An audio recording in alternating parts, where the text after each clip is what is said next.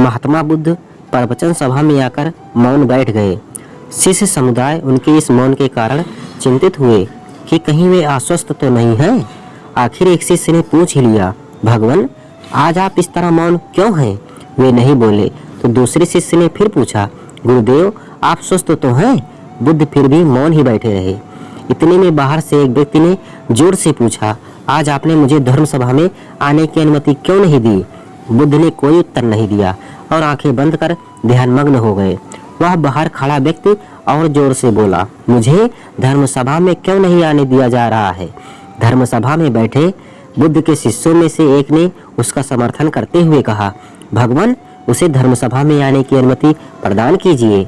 महात्मा बुद्ध ने आंखें खोली और बोले, नहीं, उसे अनुमति नहीं दी जा सकती क्योंकि वह अछूत है। अछूत?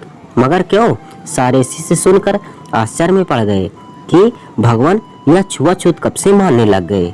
महात्मा बुद्ध ने शिष्य समुदाय के मन के भावों को ताड़ते हुए कहा, हाँ वह अछूत है। वह आज अपनी पत्नी से लड़कर आया है। क्रोध से जीवन की शांति भंग होती है। क्रोधी व्यक्ति मानसिक हिंसा करता है। यह क्रोध के कारण ही शारीरिक हिंसा होती है। क्रोध करने वाला अछूत होता है क्योंकि उसकी विचार तरंगें दूसरों को भी प्रभावित करती हैं। उसे आज धर्म सभा से बाहर ही रहना चाहिए। उसे वहां खड़े रहकर पश्चाताप की अग्नि में तप कर शुद्ध होना चाहिए। शिष्यगण समझ गए कि अस्पृश्यता क्या है और अछूत कौन है। उस व्यक्ति को भी बहुत पश्चाताप हुआ। उसने कभी भी क्रोध न करने का प्रण लिया। बुद्ध ने उसे धर्म सभा में आने की अनुमति दी।